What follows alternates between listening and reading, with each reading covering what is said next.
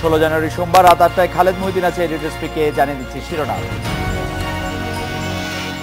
7 খুনের দায়ে 26 ফাঁসি দ্রুত কার্যকরের দাবি, আপিলেও ছাড় নয় আশা স্বজনদের।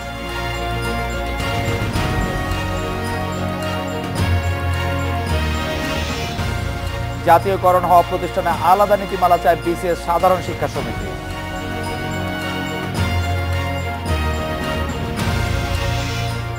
অনেক রেকর্ডের ম্যাচে রেকর্ড করেই হারল বাংলাদেশ, দ্বিতীয় ইনিংসের ব্যর্থতাকে দুষছেন মুশফিক।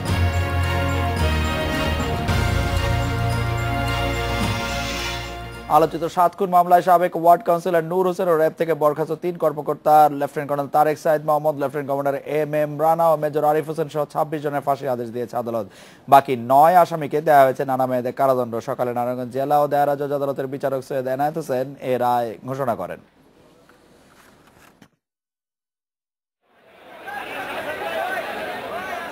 চাঞ্চল্যকর এই মামলায় রায় ঘোষণাকে ঘিরে সকাল থেকেই আদালত চত্বর ও আশপাশের এলাকায় নেওয়া হয় কড়া নিরাপত্তা ব্যবস্থা। সকালেই কারাগার থেকে নূর হোসেন সহ 23 আসামিকে আদালতে হাজির করা হয়। সকাল 10টা 4 মিনিটে বিচারক সৈয়দ এনায়েত হোসেন এজলাসে বসেন। 5 মিনিটেই জনাকীর্ণ আদালতে মামলার সংক্ষিপ্ত রায় ঘোষণা করেন বিচারক। রায়ে নূর হোসেন, তারেক সাইদ, রানা ও আরিফ সহ 26 জনের মৃত্যুদণ্ড ঘোষণা করা হয়। মৃত্যুদণ্ডপ্রাপ্ত আসামির মধ্যে 3 জন পলাতক রয়েছে।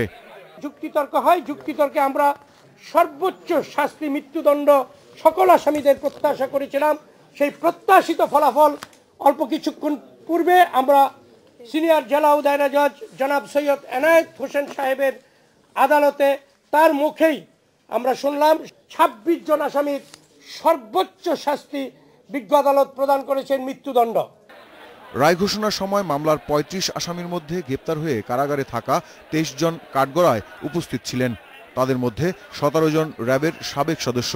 9 আসামিকে 10 বছর থেকে শুরু করে বিভিন্ন মেয়াদে কারাদণ্ড দেওয়া হয়।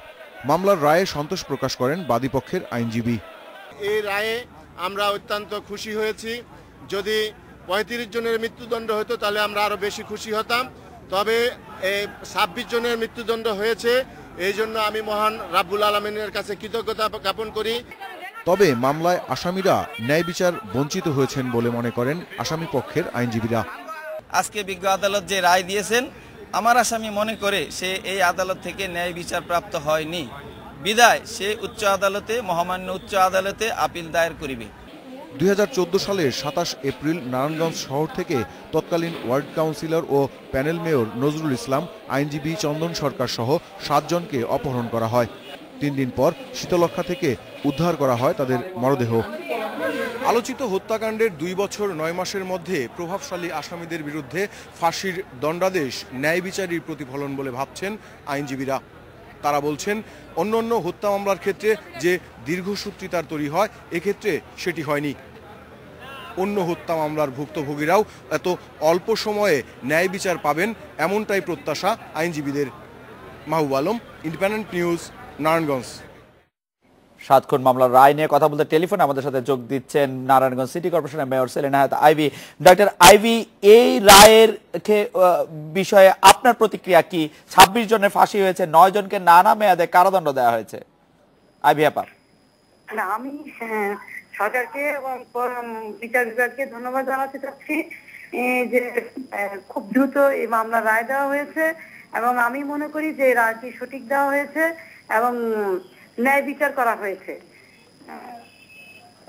আপনি কি মনে করেন যে আইভি আপা, আপনি কি মনে করছেন যে এর মাধ্যমে আইনের শাসন প্রতিষ্ঠা হলো এবং এরপরে আর কেউ এরকম সাহস আর কখনো করবে না? নারায়ণগঞ্জ একটি দৃষ্টান্ত হয়ে থাকলো সারা বাংলাদেশের মধ্যে। আমি অবশ্যই এটা মনে করি যে আইনের শাসন প্রতিষ্ঠিত হয়েছে এবং এটা অবশ্যই একটা দৃষ্টান্ত সারা বাংলাদেশের জন্য।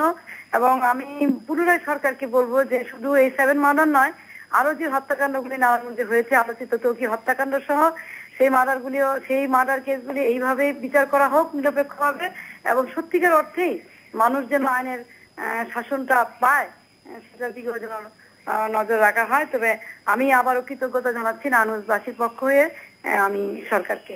ডক্টর সেলিনা তাইবি, আপনাকে ধন্যবাদ। আমরা একটা 40 সেকেন্ডের বিরতি নিব। বিরতির পর যখন ফিরে আসবো তখন আমাদের সাথে এই বিষয়ে কথা বলতে থাকবেন ব্যারিস্টার শফিক আহমেদ, থাকবেন অ্যাডভোকেট চন্দন সরকারের মেয়ে সুস্মিতা সরকার এবং নারায়ণগঞ্জ বিএনপি সভাপতি অ্যাডভোকেট তৈমুর আলম খন্দকার। আমরা 40 সেকেন্ডের বিরতি নিয়ে ফিরছি।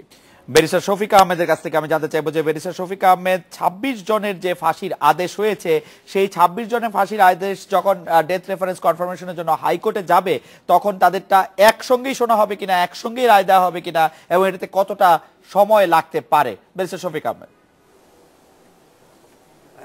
হ্যাঁ, একসঙ্গেই এটা শুনানি হওয়ার কথা এবং রায়টা নির্ভর করছে কত তাড়াতাড়ি নিম্ন আদালত থেকে রেকর্ডটা সুপ্রিম কোর্টে হাইকোর্ট বিভাগে পাঠিয়ে দেওয়া হয় এবং কত তাড়াতাড়ি এটাকে বলা হয় পেপার বুক তৈরি করতে পারে। কাজে সমস্ত কিছু নির্ভর করছে কিছু আনুষ্ঠানিকতা আছে সেটার উপর। যদি তাড়াতাড়ি সেটা শেষ না করা যায় তাহলে বিলম্ব হওয়ার সম্ভাবনা থাকে, আর যদি সেই যা যা করণীয় সেটা খুব ত্বরিতগতিতে করা যায়। যেমন এই মামলাটি আমি বলবো যে একটি দৃষ্টান্ত হয়ে থাকবে, এই জন্য অতি অল্প সময়ের মধ্যেই কিন্তু তদন্তকারী সংস্থা তদন্ত শেষ করে আদালতে তার চার্জশিট দিয়েছে এবং বিচার কাজটাও খুব তড়িৎ গতিতে হয়েছে এবং বিজ্ঞ আদালত যে ছিলেন বিচারক, উনিও অত্যন্ত দক্ষতার সাথে সততার সাথে খুব তাড়াতাড়ি এই রায়টি দিয়েছেন। কাজে সম্পূর্ণ কিছু নির্ভর করছে প্রক্রিয়াগুলা কত তাড়াতাড়ি শেষ করা যায়।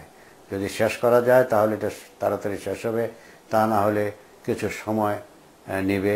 এটা কিন্তু আমরা অতীতেও দেখেছি, অন্যান্য খুনের মামলাও তাই হয়েছে। ব্যারিস্টার শফিক আহমেদ, আমাদের 26টা ডেথ রেফারেন্স কনফার্মেশনের জন্য কি 26 রকমের পেপার বুক বানাতে হবে নাকি একটি পেপার বুকই যথেষ্ট হবে যেখানে সবগুলি ঘটনা অ্যাকোমোডেট করা হবে? একটিতে হবে, কারণ জি না, একটি হতে হবে কারণ একটি রায়তেই তো দিয়েছে, একটি রায়তে দিয়েছে, আলাদা আলাদা রায়তে তো হয় না। একটি রায়তেই কিন্তু 26 জনকে ফাঁসির আদেশ দিয়েছে এবং একটি আপিলে কিন্তু এটা হবে, সেটা একটি আপিল, আলাদা আলাদা করার কোনো প্রয়োজন হবে না, আলাদা হবেও না। অ্যাডভোকেট তৈমুর আলম খন্দকার, আমরা যেটি জানতে চাইছিলাম, যেটি ব্যারিস্টার শফিক আহমেদ বলছেন যে এই মামলার বিচার প্রক্রিয়া আগে থেকেও যদি আমরা একটু বলি, চার্জশিট গঠন, অভিযোগপত্র গঠন এবং পরবর্তীকালে যে বিচার প্রক্রিয়া আমরা দেখলাম সেগুলি খুব দ্রুত হয়েছে, সততার সঙ্গে হয়েছে। এর কারণ কি বলে আপনি মনে করেন? কি কারণে এই মামলার বিচার প্রক্রিয়ার সবগুলি স্টেজ আমরা খুবই দক্ষতার সাথে, সততার সাথে, দ্রুততার সাথে করতে দেখলাম? অ্যাডভোকেট তৈমুর আলম খন্দকার। জি, বিসমিল্লাহির রহমানির রহিম। এখানে গোটা জাতি এই বিচারটা চেয়েছিল, এবং মিডিয়ার একটা যথেষ্ট এখানে অবদান আছে। যেহেতু গোটা জাতি এখানে বিচারটা তাড়াতাড়ি চাইছে, সরকারের যা এজেন্সিগুলি আছে তারাও তাদের মুখ রক্ষা করার জন্য তারা এখানে কোনো গাফিলতি করতে পারে নাই, কোনো তদবির এখানে শুনতে সুযোগ হয় নাই। আরেকটা বিষয় হলো, মহামান্য হাইকোর্টের একটা হস্তক্ষেপের কারণেই কিন্তু এখানে এই তদন্তটা হয়েছে, নতুবা গোড়া থেকেই এই মোকদ্দমাটা নষ্ট হয়ে যাওয়ার একটা সম্ভাবনা ছিল। কারণ র্যাব দ্বারা ইতিপূর্বে বহু খুন খারাপি হয়েছে, অনেক হত্যা হয়েছে, বিচার বহির্ভূত হত্যা হয়েছে, অনেক মানুষই বিচার প্রার্থী হয়েছে। বিচার প্রার্থী হয়ে তারা বলছে যে আমার ছেলেকে ধরে নিয়ে গেছে, ধরে নেওয়া র্যাবের তত্ত্বাবধানে ছিল, তারপরে তারা ক্রস ফায়ার করা হয়েছে। আর র্যাবের তরফ থেকে বলা হয়েছে যে এটা তারা এনকাউন্টার করা হয়েছে, তারা ওই অন্যায় অপরাধের মধ্যে, জঘন্য অপরাধের মধ্যে জড়িত ছিল, গোলাগুলির মধ্যে তারা নিহত হয়েছে। কিন্তু এখানে মিডিয়ার ভূমিকা এবং গোটা জাতির ভূমিকার কারণে, অ্যাডভোকেট তৈমুর আলম খন্দকার, আপনার এই বক্তব্যটিকে যদি আমি মেনে নেই তাহলে কি আমরা এই কথা বলতে পারি যে অন্য বিচার বহির্ভূত হত্যাকাণ্ডগুলির ক্ষেত্রে, অ্যাডভোকেট তৈমুর আলম খন্দকার, অন্য বিচার বহির্ভূত হত্যাকাণ্ডগুলির ক্ষেত্রে মিডিয়া গুরুত্ব দেয় না বা মিডিয়া বিষয়টাকে সামনে আনে না, এই কারণে আবার মহামান্য হাইকোর্ট সে ব্যাপারে কোনো রকম নির্দেশনা দেন না, এটি কি এরকম বিষয়টি? মিডিয়ার একটা সব বিষয়ে একটা গুরুত্ব আছে, কারণ মিডিয়া যেটা গুরুত্ব সহকারে দেখেন সেখানে জিনিসটা কোর্টের দৃষ্টি আকর্ষণ হয় এবং কোর্টের সেখানে ব্যবস্থা গ্রহণ করেন। অনেক বিষয় তো মিডিয়ার মাধ্যমে ততদূর গুরুত্ব নেওয়া, এই 7 খুনের মার্ডার, এটা অবশ্যই 7 খুনের বিষয়টা অত্যন্ত গুরুত্বপূর্ণ এবং তারপরে এই গুরুত্বপূর্ণের আলোকেই মিডিয়া যথেষ্ট গুরুত্ব দিছে এবং মহামান্য হাইকোর্ট আপনি বলছেন যে মিডিয়ার গুরুত্বটা অনেক বেশি গুরুত্ব। সুস্মিতা সরকার, আপনি কি মনে করেন আজকে যে রায় হয়েছে সে রায় হওয়ার মাধ্যমে অনেকেই বলছেন এটি দৃষ্টান্ত প্রদর্শিত হলো, আপনার মতামত একটু জানতে চাইবো সুস্মিতা সরকার। অবশ্যই ধন্যবাদ। দৃষ্টান্তমূলক শাস্তি হয়েছে অবশ্যই, এবং অনেক দ্রুততার সাথে এটা হয়েছে, আমরা তার জন্য কৃতজ্ঞ সবার কাছে। আমার বাবা সত্যি অনেক জনপ্রিয় এবং একজন সজ্জন ব্যক্তি ছিলেন নারায়ণগঞ্জে। তো নারায়ণগঞ্জে আইনজীবী সমিতি, নারায়ণগঞ্জের সাধারণ মানুষ বাবার এটা কোনোভাবেই সহজভাবে নেয়নি। আমি মনে করি যে সেটার প্রতিফলনই আমরা দেখতে পাচ্ছি। সৎ ব্যক্তি সৎ কাজই হয়, যিনি সৎ কাজ করে যান তার সাথে ন্যায় বিচারই হয়, সেটাই প্রতিষ্ঠিত হলো, আমি এটাই বিশ্বাস করি। সুস্মিতা সরকার, আপনাকে ধন্যবাদ। আমি ব্যারিস্টার শফিক আহমেদের কাছে জানতে চাইবো, যেটি অ্যাডভোকেট তৈমুর আলম খন্দকার কিছুটা সামনে আনলেন। আমার প্রশ্ন এই যে এই নারায়ণগঞ্জে 7 খুনের মামলার এই রায়ের পর আবারও বিচার বহির্ভূত হত্যাকাণ্ড এবং যে হত্যাকাণ্ডগুলির সম্পর্কে আমরা অতীতে বহুবার বহু প্রশ্ন সামনে এনেছি, এবং তার মধ্যেকার যে আইন শৃঙ্খলা বাহিনী, বিভিন্ন বাহিনী থেকে আসা যে আইন শৃঙ্খলা বাহিনী, তাদের যে দায়, সেই ব্যাপারে আপনার একটু পর্যবেক্ষণ আমরা একটু শুনতে চাইবো। ব্যারিস্টার শফিক আহমেদ, আপনি যেটাকে বলছেন যে বিচার বহির্ভূত হত্যাকাণ্ড, কেউ যদি মামলা করে নিশ্চয়ই মামলা দায়ের হওয়ার পরে তদন্তকারী সংস্থা এটা তদন্ত করবে, এবং তদন্ত করার পরে যদি দেখা যায় যে যারা হত্যাকাণ্ড ঘটিয়েছে তারা এটা বেআইনি কাজ করেছে, নিশ্চয়ই মামলা হবে এবং সেই মামলার বিচার হবে। কিন্তু দেখা যাচ্ছে যে যেটাকে বলা হচ্ছে ক্রসফায়ার, কেউ মামলা করার জন্য এগিয়ে আসছে না। আমার মনে হয় আমাদের সরকারেরও স্বরাষ্ট্রমন্ত্রী বলছে কেউ যদি মামলা করে তাহলে সেটার তদন্ত হবে এবং তদন্তর পরে মামলা। শফিক আহমেদ, শুধু একটি বিষয় আপনার কাছে বোঝার জন্য, যে কোনো শফিক আহমেদ আপনার কাছে শুধু একটি বিষয় বোঝার জন্য, যে কোনো আনন্যাচারাল ডেথের ক্ষেত্রে তো সরকার বাদী হয়েই মামলা করার কথা, সেইখানে তো একটি মামলা অন্তত উপস্থিত থাকে, সেই মামলাটা পরিচালনা করার ক্ষেত্রে কতটা গুরুত্ব দেওয়া হয়? আর যেটি সুস্মিতা সরকার এবং অ্যাডভোকেট তৈমুর আলম খন্দকার বললেন যে মিডিয়ার কারণে বা অ্যাডভোকেট চন্দন সরকারের জনপ্রিয়তার কারণে যেটি সামনে চলে আসছে, এরকম কি হওয়া উচিত কিনা? আইন সবার জন্য সমান হওয়া উচিত কিনা? শফিক আহমেদ, মিডিয়া দেখেন, যত মিডিয়া এখন আসছে, আগে কিন্তু এত মিডিয়া ছিল না। বর্তমানে যতগুলা চ্যানেল আছে আপনি দেখেন প্রত্যেকেই কিন্তু সজাগ, এবং একটা মোটামুটিভাবে একটা প্রতিযোগিতা আছে তাদের মধ্যে যে কত তাড়াতাড়ি সঠিক তথ্য জনগণের সামনে উত্থাপন করতে পারে, সেটা কিন্তু তারা দেখাচ্ছে। কিন্তু যেটাকে নাকি আপনার বিচার বহির্ভূত হত্যা বলছেন, সেইটা কিন্তু মিডিয়া এটাকে প্রমাণের জন্য সমস্ত তথ্যপত্র নিয়ে জনসম্মুখে আসছে না, সেইটাও একটা বিষয়। এই চাঞ্চল্যকর হত্যাকাণ্ড, যেটা নাকি 7 মার্ডার কেস বলে পরিচিত নারায়ণগঞ্জের, আজকে যেটা বিচার হলো, এবং যেই বিচার কাজটিকে সবাই সাধুবাদ জানিয়েছে, এবং এর মাধ্যমে যে আইনের শাসন সুপ্রতিষ্ঠিত হয়েছে, এইটাও স্বীকার করতে হবে সবাইকে।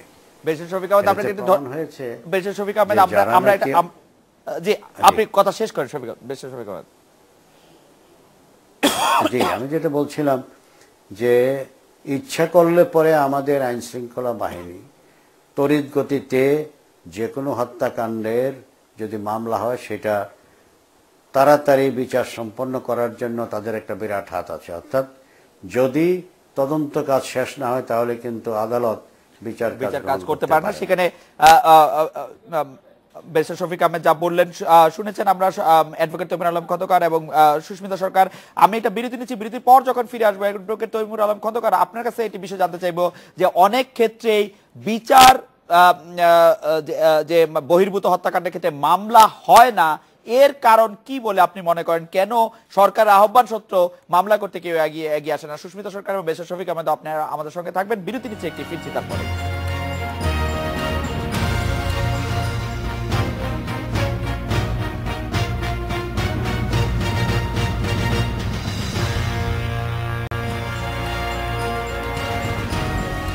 অ্যাডভোকেট তৈমুর আলম খন্দকার, মামলা না হওয়ার কারণ আপনার কাছে একটু জানতে চাইছিলাম।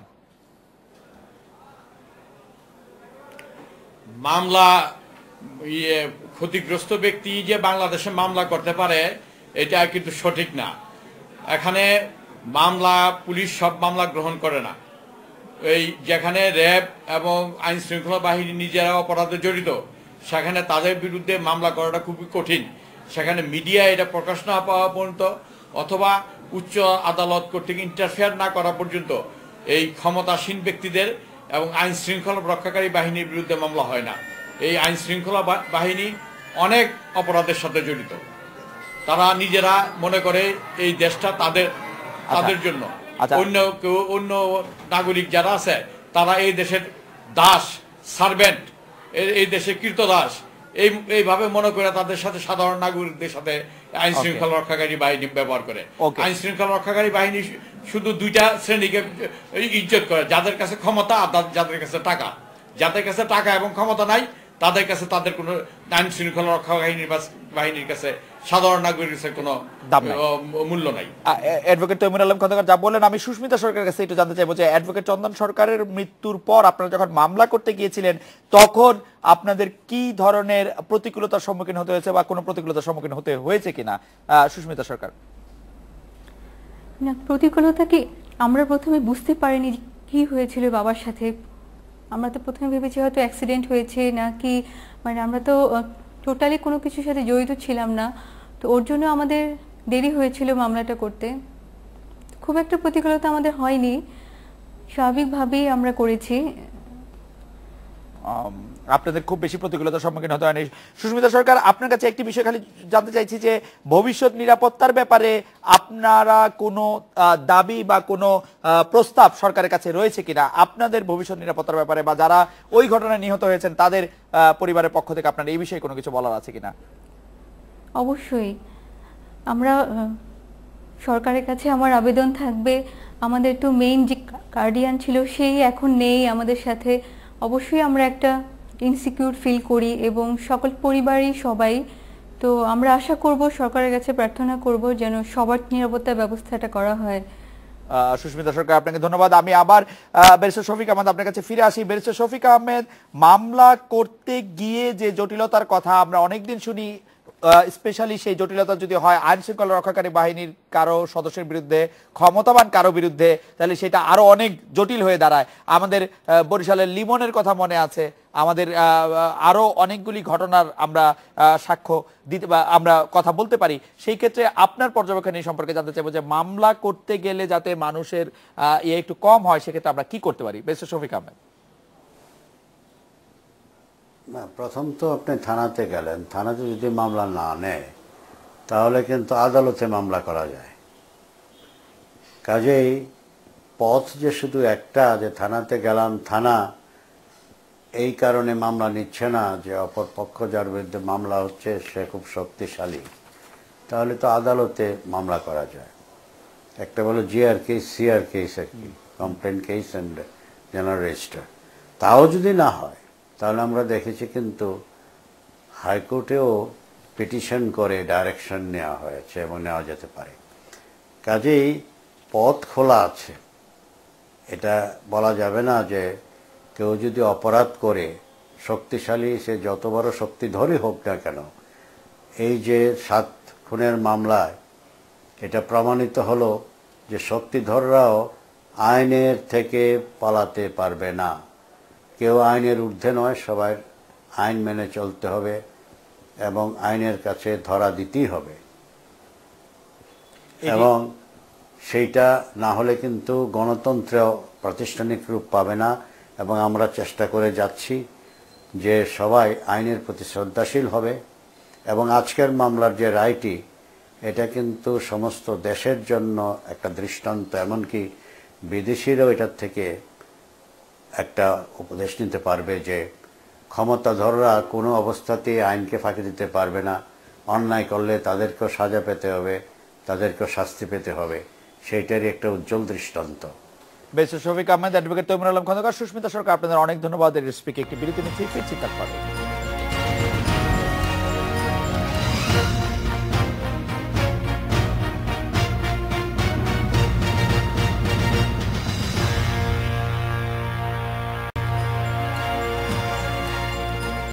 বিসিএস শিক্ষা ক্যাডার সদস্যদের সব সুবিধা অক্ষুণ্ণ রেখে জাতীয়করণ করার প্রতিষ্ঠানের শিক্ষকদের জন্য আলাদা নিয়োগ, পদায়ন, জ্যেষ্ঠতা, পদোন্নতি সহ চাকরি নীতিমালা প্রণয়নের দাবি জানিয়েছে বিসিএস সাধারণ শিক্ষা সমিতি। জাতীয় প্রেস ক্লাবের সংবাদ সম্মেলনে এই দাবি জানান সমিতির নেতারা। জাতীয়করণের সরকারি উদ্যোগের প্রশংসা করলেও বিসিএস পরীক্ষার মাধ্যমে যোগ দেওয়া কর্মকর্তাদের মর্যাদা অক্ষুণ্ণ রাখার আহ্বান জানানো হয় সংবাদ সম্মেলন থেকে। বেসরকারি প্রতিষ্ঠান জাতীয়করণের ক্ষেত্রে 2010 সালে শিক্ষানীতি অনুযায়ী পদক্ষেপ নেওয়ার আহ্বান জানান সংগঠনের নেতারা। বিসিএস শিক্ষা ক্যাডার সদস্যদের দাবি নিয়ে কথা বলতে আমাদের সাথে আছেন বিসিএস সাধারণ শিক্ষা সমিতির মহাসচিব মোহাম্মদ শাহিদুল কবির চৌধুরী। জনাব শাহিদুল কবির চৌধুরী, আপনারা বলেছেন যে যারা বিসিএস শিক্ষা পরীক্ষা দিয়ে আসলে উত্তীর্ণ হয়েছেন তাদের মর্যাদা অক্ষুণ্ণ রাখাটা আপনাদের একটি প্রধান দাবি। তাদের মর্যাদা এই নীতির মাধ্যমে কিভাবে ক্ষুণ্ণ হচ্ছে বলে আপনি মনে করেন?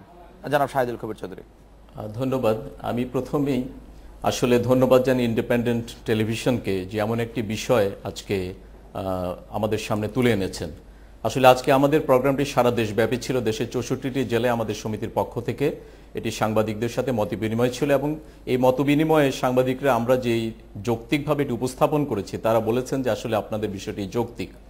আসলে বাংলাদেশ সিভিল সার্ভিস যে কম্পোজিশন সেটি গঠিত হয় 1980 সালে এবং এখানে কিভাবে নিয়োগ হবে সেটি 1981 সালের রিক্রুটমেন্ট রুলস অনুযায়ী কিন্তু নিয়োগ হয় এবং এদের পদোন্নতির জন্য সুনির্দিষ্ট বিধিমালা নীতিমালা রয়েছে এবং সে অনুযায়ী 28টি ক্যাডারেই কিন্তু নিয়োগ হয়ে থাকে, শুধু শিক্ষা ক্যাডার না। এরকম আরও 28টি ক্যাডার আছে যেখানে সরাসরি পাবলিক সার্ভিস কমিশনের তত্ত্বাবধানে নিয়োগ হয়ে থাকে।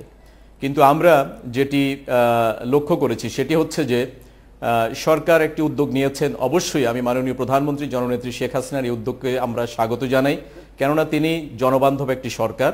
তিনি চাচ্ছেন যে দেশের সাধারণ মানুষ যাতে শিক্ষার সুযোগ পায়। আমরাও তার সাথে একমত, সমিতি প্রথম থেকে কিন্তু এটি বলছে। কিন্তু আমাদের আশঙ্কাটি হচ্ছে উপজেলা পর্যায়ের যে কলেজগুলো এখন বেসরকারি আছে সরকারি হলে পরে বিভিন্নভাবে আমরা অতীতে যেটি দেখেছি যে তারা সরাসরি ক্যাডারভুক্ত হয়ে যাচ্ছে, কিন্তু ক্যাডারের যে নিয়ম আছে বিধি আছে সে অনুযায়ী কিন্তু তারা ক্যাডারভুক্ত হবার কথা নয়। এবং আমরা দেখেছি যে আমাদের পদোন্নতি অথবা পদায়নের ক্ষেত্রে বিভিন্ন জটিলতা তৈরি হয়েছে এবং আমাদের অনেক জ্যেষ্ঠ কর্মকর্তা ঠিক সময় পদোন্নতি না পেয়ে সরকারি চাকরি থেকে চলে যেতে হয়েছে। এবং সামনে যে হারে শিক্ষা প্রতিষ্ঠান প্রায় 300-এর উপরে এরকম কলেজ জাতীয়করণ হবে, আমাদের বিশেষ করে নবীন যে কর্মকর্তারা আছেন তারা সম্মুখে আর কোনোদিন পদোন্নতি পাবেন বলে আমরা মনে করি না। কেননা যদি প্রায় 20,000 এরকম শিক্ষক সরাসরি যদি এই ক্যাডার সার্ভিসে চলে আসে অতীতে যে ভাবে এসেছিল। জনাব শাহিদুল কবির চৌধুরী, আপনাদের এই আশঙ্কা কেন হচ্ছে যে তারা কোনো ধরনের যাচাই বাছাই প্রক্রিয়া নিয়ম বা নীতি ছাড়াই তারা ক্যাডার সার্ভিসে একীভূত হয়ে যাবেন? আমাদের আসলে অতীত অভিজ্ঞতা তাই বলে। আমরা প্রায় 2 দশক থেকে কিন্তু এই বিষয়ের সাথে আমরা সরকারের সাথে বা কর্তৃপক্ষের সাথে আলোচনা করছি। আগের উদাহরণটিও যদি একটু বলেন যে এখান থেকে আপনাদের এই আশঙ্কা শুরু, আগে দৃষ্টান্তটা যদি একটু বলেন যে আগে কি ধরনের ঘটনা?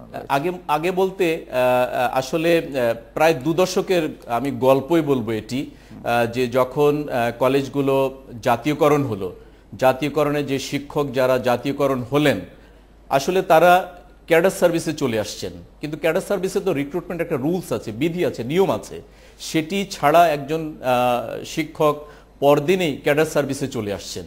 আমরা বলতে চাচ্ছি যে আসলে আমরা যারা সরাসরি নিয়োগ প্রক্রিয়ার মাধ্যমে এসেছি তাদের সাথে আমাদের মেলানো যাবে না। তাদের জন্য সরকার আলাদাভাবে সুযোগ সুবিধা দিয়ে আলাদা নিয়োগ প্রক্রিয়ার মধ্যে তাদেরকে নিক, আমাদের এই জায়গায় কোনো আপত্তি নাই। কিন্তু তারা যখনই আমাদের এখানে চলে আসছে, আমি অতীত অভিজ্ঞতা থেকে বলি যে আমাদের একজন কর্মকর্তা সহকারী অধ্যাপক হিসেবে আমরা বলে থাকি, তার নাম হচ্ছে মোয়াররফ হোসেন বাংলার, যিনি সরাসরি বিসিএস করা সহকারী অধ্যাপক হিসেবে তিনি চাকরি থেকে বিদায় নিয়েছেন। এরকম হাজার উদাহরণ আছে যেখানে দেখা যাচ্ছে যারা সরাসরি নিয়োগপ্রাপ্ত তারা সঠিক সময়ে পদোন্নতি না পেয়ে চাকরি থেকে চলে যাচ্ছেন, আরও অনেক ধরনের সুযোগ সুবিধা থেকে বঞ্চিত হয়েছেন। জনাব শাহিদুল কবির চৌধুরী, আপনাকে অনেক ধন্যবাদ। এর স্পিকে একটি বিরতি নিচ্ছি।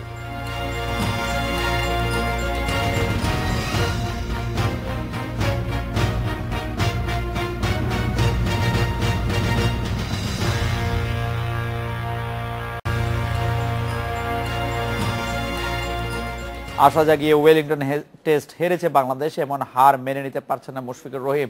হারের জন্য দ্বিতীয় ইনিংসে ব্যাটিং ব্যর্থতাকে দুষছেন অধিনায়ক, বোলিং লাইন আপে অভিজ্ঞতার অভাব দেখছেন টাইগার টেস্ট অধিনায়ক।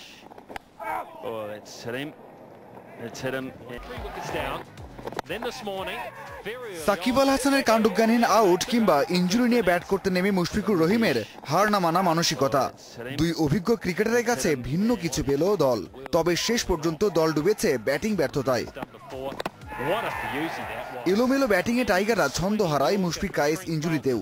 4 দিন বুক চিতিয়ে লড়াই করার পর অবিশ্বাস্যভাবে এক সেশনে শেষ ড্রয়ের আশা। পঞ্চম দিনের ব্যাটিংটা ভুগিয়েছে। ব্যাটিং উইকেট হলেও আমরা তা কাজে লাগাতে পারিনি। প্রথম ইনিংসের মতো লম্বা না হলেও ছোট ছোট পার্টনারশিপ করে খেলতে হতো।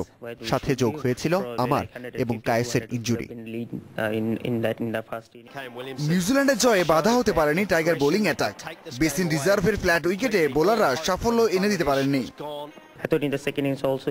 প্রথম ইনিংসে বোলিংটা খুব একটা ভালো হয়নি, বড় লিড নিতে পারতাম আমরা।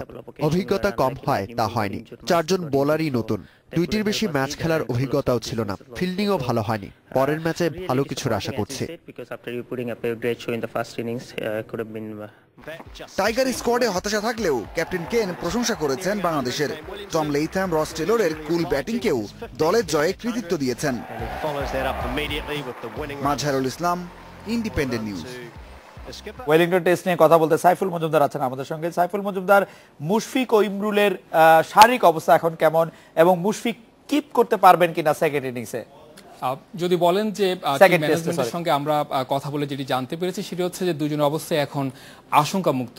আমরা দেখেছি ইমরুল এসে ব্যাটিং করেছেন, মুশফিকও যখন বাংলাদেশ ইনিংস শেষ হয় অর্থাৎ পঞ্চম দিনের টেস্ট খেলা যখন শেষ হয় তখন কিন্তু ড্রেসিং রুম থেকে বের হয়ে তিনি ক্রিকেটারদের সাথে আসলে শেয়ার করেছেন, হাত মিলিয়েছেন। তো যেটি হচ্ছে তিনি সুস্থ আছেন। ম্যানেজমেন্ট যেটি জানিয়েছে যে এখন পর্যন্ত যেহেতু দ্বিতীয় টেস্ট শুরু হবে 20 জানুয়ারি, আরও প্রায় হাতে 4 দিন সময় আছে, সেক্ষেত্রে তাদের অবস্থা আরও পর্যবেক্ষণ করা হবে। তারা পর্যবেক্ষণে থাকবেন। তারপরও যেটি আশা করা হচ্ছে ইমরুল একদমই সুস্থ আছেন এবং মুশফিকও ধীরে ধীরে সুস্থ হবে আগামী 4 দিনের মধ্যে। দ্বিতীয় টেস্ট নিয়ে যেহেতু মুশফিক বলছিলেন যে তার বোলিং ডিপার্টমেন্টে যে বোলাররা আছেন তাদের আসলে অত বেশি টেস্ট খেলার অভিজ্ঞতা নাই, এবং আমরা দেখেছি যে দ্বিতীয় ইনিংসের ব্যর্থতাটা যদি আপনি ব্যাটিং ব্যর্থতার কথা আপনি মাথায়ও রাখেন, নিউজিল্যান্ড দল যে প্রথম ইনিংসে অনেক দ্রুত রান তুলতে পারলো, 2 দিন ব্যাটিং করার পরও যে 540-45-এর মতো রান যে তারা যে গতিতে তুলতে পারলো, সেই গতিতে যদি তারা এতটা রান তুলতে না পারতো তবুও কিন্তু টেস্টে বাঁচানো যেত। সেই ক্ষেত্রে টিম ম্যানেজমেন্ট কিছু ভাবছেন কিনা? যেটি হচ্ছে যে মুশফিক যেটি বলেছেন যে বোলিং অনভিজ্ঞতা, আপনি যদি দেখেন এখানে মাত্র কামরুল ইসলাম বাবি যার 2টি টেস্ট খেলার অভিজ্ঞতা ছিল এই টেস্টের আগে, আর সেখানে তাসকিন এবং শুভাশিস রায় তাদের মাত্র অভিষেক হয়েছে। সেক্ষেত্রে আসলে এই বোলিং লাইন আপ নিয়ে তাদের বিপক্ষে খেলাটা এই ধরনের ফ্ল্যাট উইকেটে, আপনি জানেন যে একটা টেস্ট জিততে হলে 20 উইকেট নেওয়ার ক্ষমতা থাকতে হয়। সেক্ষেত্রে এই 3 জন বোলারকে দিয়ে সেটা অনেক টাফ ছিল, এবং সাকিব কিংবা মেহেদি মিরাজকে আমরা ইংল্যান্ড সিরিজে যেভাবে দেখেছি জ্বলে উঠতে, এই ধরনের ফ্ল্যাট উইকেটে সেভাবে আসলে এই কন্ডিশনটাও স্পিন সহায়ক না। সেক্ষেত্রে বোলারদের আসলে এই উইকেটে করার কিছুই ছিল না। আপনি যদি দেখেন কেন উইলিয়ামসন বলেছেন যে এখানে বোলারদের কিছুই করার থাকে না, মুশফিকও বলেছেন যেটা করতে হতো ব্যাটসম্যানদেরই। আমরা যদি দেখতাম যে দ্বিতীয় ইনিংসে বোলিং ডিপার্টমেন্টে কোনো পরিবর্তন আসছে কিনা, এই কথা ঠিক যে বোলারদের কোনো কিছু করার কথা ছিল না, কিন্তু রান যখন আপনার বোর্ডে 600, তখন যে চাপটি, আপনি আসলে যদি সহজ রান না দিতেন তাহলে কিন্তু ম্যাচটি আসলে এতটা ম্যাচটি নিয়ে আমরা আরেকটু দূর ভাবতে পারতাম। অনেক সহজ রান দিয়েছে বাংলাদেশের বোলাররা। নিঃসন্দেহে আমরা যদি দেখি যে বাংলাদেশ যখন ব্যাটিং করছে দ্বিতীয় ইনিংসে, তখন নিউজিল্যান্ডের বোলাররা কিন্তু শর্ট বল দিয়েছে কিংবা তাদের লাইন লেন্থ ছিল, অ্যাডজাস্ট ছিল, কিন্তু বাংলাদেশের ক্ষেত্রে আমরা সেটি দেখিনি। যখন টম লেইথাম যখন ব্যাট করছিলেন কিংবা নিকোলস যখন ব্যাট করছিলেন, সেখানে আমরা এলোমেলো বোলিং দেখেছি। সেটি অবশ্যই সে অনভিজ্ঞতার কারণেই অবশ্যই দায়ী করা যায়। সেই ক্ষেত্রে বোলিং এ কোনো পরিবর্তন আসছে কিনা? রুবেল হোসেনের খেলার সময় একটা পরিবর্তন এই জায়গাটা আসতে পারে, রুবেল হোসেন ঢুকতে পারে। সেক্ষেত্রে হয়তো আমরা সুভাশিস রায়কে এই ম্যাচে আমরা হয়তো দেখবো না, কারণ তাসকিনকে যেটি হচ্ছে যে তাসকিনকে নিয়ে টিম ম্যানেজমেন্টের পরিকল্পনা আরো বেশি আছে, তার প্রতি শর্টার। আরেকটি বিষয় আমাদের নিউজিল্যান্ডে যাওয়ার পর থেকে ভাবাচ্ছে, সেটা হচ্ছে ফিল্ডিং। বাংলাদেশ একটি দুর্দান্ত ফিল্ডিং টিম হিসেবে গড়ে উঠেছিল, কিন্তু নিউজিল্যান্ড টিমে হঠাৎ করে যেন ফিল্ডিং ডিপার্টমেন্টে পথ হারিয়েছে। যদিও আজকে মিরাজ স্লিপে যে ক্যাচটি নিয়েছেন সেটি অসাধারণ ছিল, কিন্তু এছাড়া ফিল্ডিং একেবারেই সাধারণ মানের। এইটি নিয়ে ম্যানেজমেন্ট কোনো কিছু ভাবছেন কিনা? ফিল্ডিং সবসময় আসলে ফিল্ডিং নিয়ে সবসময় আমাদের একটা ব্যর্থতা থাকে। আমরা যতগুলি টেস্টে জিতেছি না কেন, আমরা কিন্তু দেখেছি ফিল্ডিং মিস হয়েছে। আমরা যদি চট্টগ্রাম টেস্ট ইংল্যান্ডের বিপক্ষে দেখি, সেখানেও ফিল্ডিং মিস হয়েছে, ঢাকার টেস্টও একই হয়েছে, সেটি নিয়ে কাজ করা হচ্ছে। কিন্তু আপনি যেটি বলছেন যে মেহেদি মিরাজের যে ক্যাচটি ছিল পয়েন্টে দুর্দান্ত ক্যাচ ছিল, কিন্তু অনেক ক্যাচই পড়ে যায়। কিন্তু একটা বিষয় যদি দেখেন যে বদলি কিপার হিসেবে নেমে ইমরুল কায়েস যে রেকর্ড করেছেন সেটিও অবশ্যই প্রশংসার যোগ্য। সবকিছু মিলে টিম ম্যানেজমেন্টের প্ল্যান থাকছে। ইমরুল কায়েসের 5 উইকেট নিঃসন্দেহে প্রশংসার যোগ্য। সাইফুল মজুমদার, আপনাদের ধন্যবাদ। এই ছিল আজকের রেডিও স্পিকে।